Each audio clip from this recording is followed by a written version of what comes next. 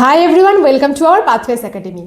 আজকে আমি তোমাদের ক্লাস 11-এর একটা খুব কঠিন এবং খুব ইন্টারেস্টিং টপিক, যেটা হচ্ছে এডুকেশনাল ফিলোসফি, সেটা আজকে তোমাদের আমি বোঝাবো। আশা করি তোমরা খুব সহজে এটা বুঝতে পারবে এবং এটা পড়তে আগ্রহী হবে। তাহলে চলো দেখে নিই যে আমরা আজকে যে এটার মধ্যে কি পড়ব। আচ্ছা, ফার্স্টেই দেখো, আচ্ছা প্রথমে বলি যে এই যে আমরা ফিলোসফি পড়বো, প্রথমে তো তোমাদের মনে আসতে পারে যে আমরা তো এডুকেশন পড়ছি, তাহলে ফিলোসফি অর্থাৎ দর্শন, এটা আমরা কেন পড়বো, তাই তো?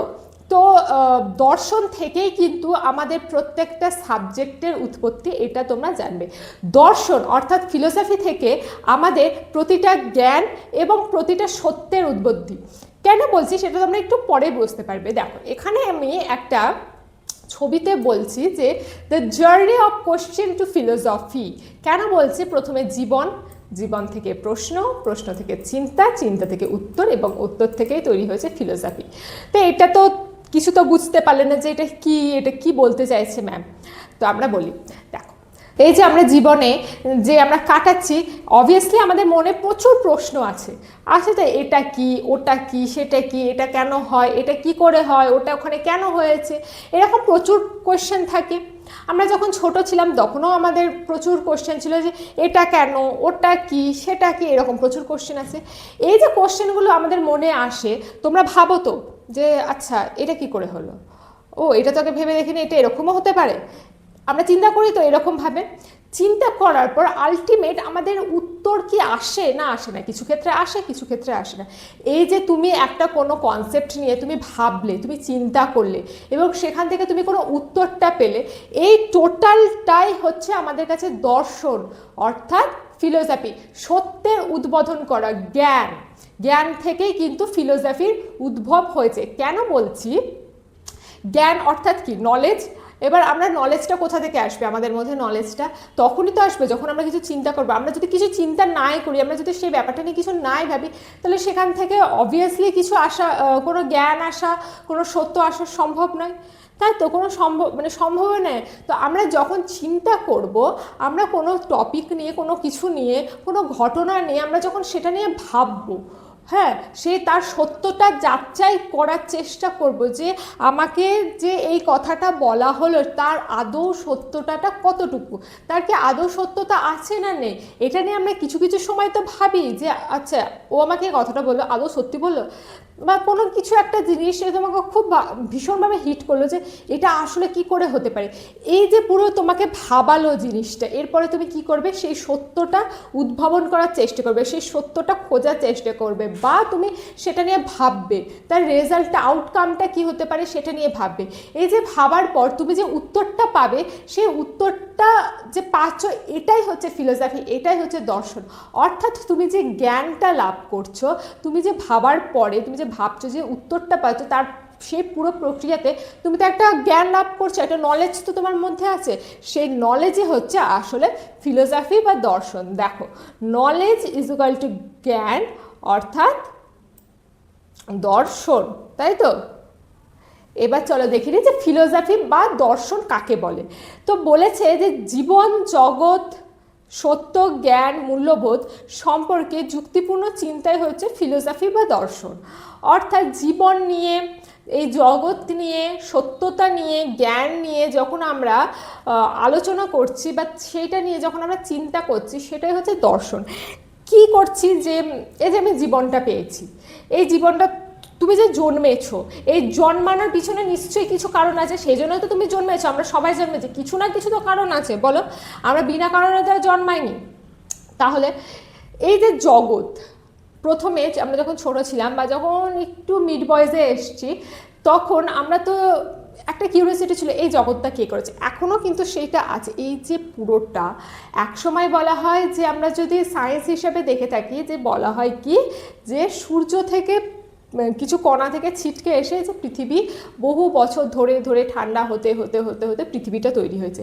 পৃথিবীটা তৈরি হওয়ার পর প্রথম কি কোষে বা কোন প্রাণী এসছে? অ্যামিবা এসছে। এলো কি থেকে? তাহলে অ্যামিবা যদি সত্যি একটা শৈবাল হয়, তাহলে এই যে মানব প্রজাতি, এটার জন্ম হলো কি করে?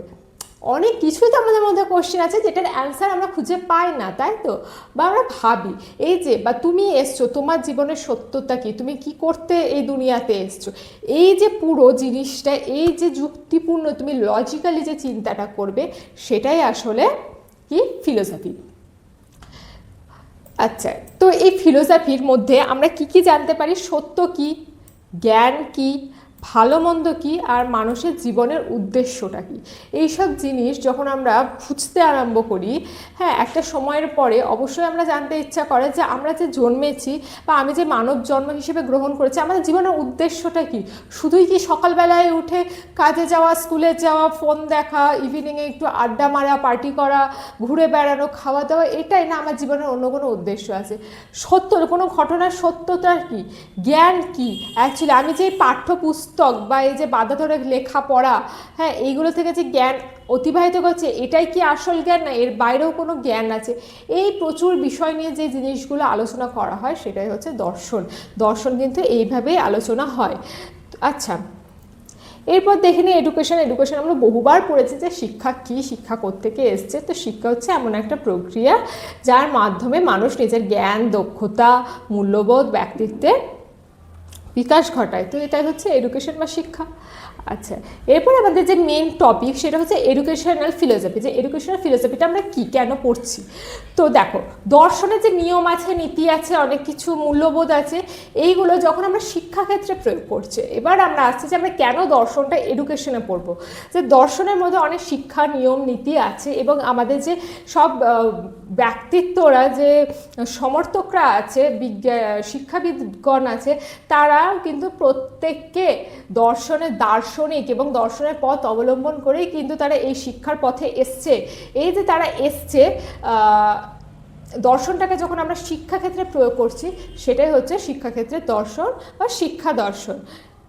তো দেখো, ফিলোসফি হচ্ছে যে মানুষের স্বাধীন হওয়া উচিত, এইটা মানে তোমার একটা লজিক স্টেটমেন্ট যে মানুষের স্বাধীন হওয়া উচিত।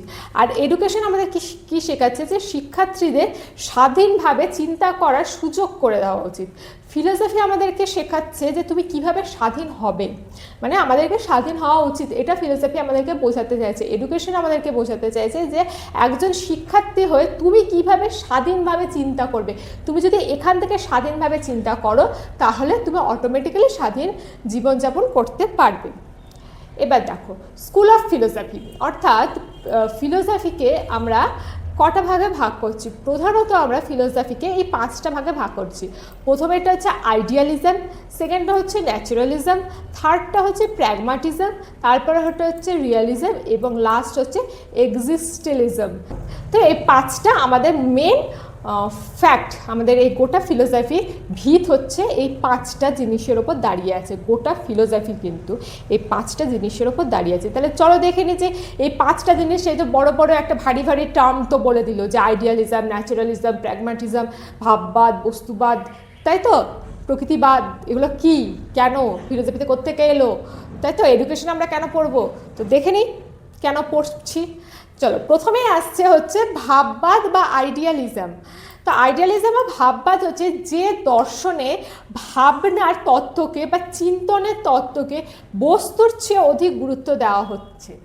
দেখো, কেন বলছে যে যখন একটা শিক্ষার্থী, ধরে নাও তোমরা শিক্ষার্থী, তোমরা কি করছো, তোমাদের যে চিন্তা, তোমাদের যে বুদ্ধি, ঠিক আছে, তোমাদের যে ভাবনার যে গুরুত্বপূর্ণ যে জিনিস, সেই যে ভাবনাটাকে যখন গুরুত্ব দিচ্ছে কোনো বস্তুর অপেক্ষায়, কোনো বস্তুকে নিয়ে বেশি মাতামাতি না করে তোমাদেরকে ফোকাস করা হচ্ছে, তোমরা কি ভাবছো, তোমরা কি চিন্তা করছো, তাতে ফোকাস করা হচ্ছে, সেটাই আসলে ভাববাদ।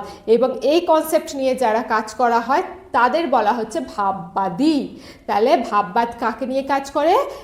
যে দর্শনে ব্যক্তির বুদ্ধি, ভাবনা, চিন্তা, এইসবের তত্ত্বকে নিয়ে গুরুত্ব দেওয়া হয়। আচ্ছা, এটাই হচ্ছে ভাববাদ বা আইডিয়ালিজম, বুঝতে পারলাম। তারপরে আসছে ভাববাদের জনক। ভাববাদের জনক হচ্ছে প্লেটো। প্লেটো হচ্ছে ভাববাদের জনক বা ফাদার অফ আইডিয়ালিজম। এই ভাববাদের কিছু সমর্থকরা হচ্ছে কান্ট, ফ্রয়েবেল, পেস্তালস্কি। এর মধ্যে থেকে তোমরা হয়তো ফ্রয়েবেলের নামটা শুনে থাকবে, কান্টের নামও শুনে থাকতে পারো। হ্যাঁ, পেস্তালস্যি তোমাদের কাছে নতুন লাগতে পারে। তো এনারা হচ্ছে এই ভাববাদীটা সমর্থন করে। আচ্ছা, এর এডুকেশনাল লক্ষ্যটা কি? এই ভাববাদী যে দর্শন, এর লক্ষ্যটা কি? এর লক্ষ্য হচ্ছে ভাববাদের মধ্যে দিয়ে শিক্ষার্থীদের চরিত্র গঠন করা, নৈতিক উন্নতিতে সাহায্য করা এবং আত্ম উপলব্ধি করা, নিজেকে উপলব্ধি করা ভাববাদী দর্শন শেখায়। এখানে টিচার হচ্ছে রোল মডেল, অর্থাৎ এই টিচার আমার রোল মডেল, ইনি হচ্ছে গাইড। হ্যাঁ, এটা ভাবা হয় এবং স্টুডেন্ট কি টিচারের গাইডেন্স অনুসরণ করে চলে। টিচার যেটা বলবে স্টুডেন্টরা সেটাই করবে। এটা হচ্ছে এই দর্শনের মূল লক্ষ্য। এবার চলো আসি ন্যাচারালিজমে। ন্যাচারালিজম অর্থাৎ প্রকৃতিবাদ। প্রকৃতিবাদের মূল কথা হচ্ছে ব্যাক টু নেচার। আমরা কি করি, আচ্ছা তার আগে বলি যে আইডিয়ালিজমে কি হয়। আইডিয়ালিজমে এরকম 4 দেওয়ালের মধ্যে, ক্লাসরুমের মধ্যে থেকে পড়াশোনা করতে দেওয়া হয়, ওখানেই পড়ানো বোঝা হয়, টিচার স্টুডেন্ট এইভাবেই পড়ানো হয়। কিন্তু ন্যাচারালিজম অর্থাৎ প্রকৃতিবাদে তার মূল কথাই হচ্ছে ব্যাক টু নেচার, যে প্রকৃতির কাছে ফিরে যাও। যা শিখবে প্রকৃতি থেকেই শিখবে, তোমাকে এক্সট্রা করে খাতা বই ক্লাসরুম টিচার গাইডেন্স এসবের দরকার নেই। প্রকৃতি যা শেখাবে সেটাই তোমার শিক্ষা। এই দর্শনের মেন কথাই হচ্ছে অর্থাৎ শিশুকে প্রাকৃতিকভাবে স্বাভাবিকভাবে বাড়তে দিতে হবে, বিকশিত করতে হবে। দেখো, যে দর্শনে চিন্তনের তত্ত্বের বস্তুকে অধিক গুরুত্ব দেওয়া হয় তাকে প্রকৃতিবাদ বলে যে বেশি ভেবো না, যেটা চিন্তা করছো সে চিন্তনের ওপর গুরুত্ব দিতে হচ্ছে, সেটাই হচ্ছে প্রকৃতিবাদ। প্রকৃতিবাদের জনক হচ্ছে রুশো এবং প্রকৃতিবাদের অন্যান্য সমর্থক হচ্ছে Froebel, Aristotle, Rabindranath, John lock.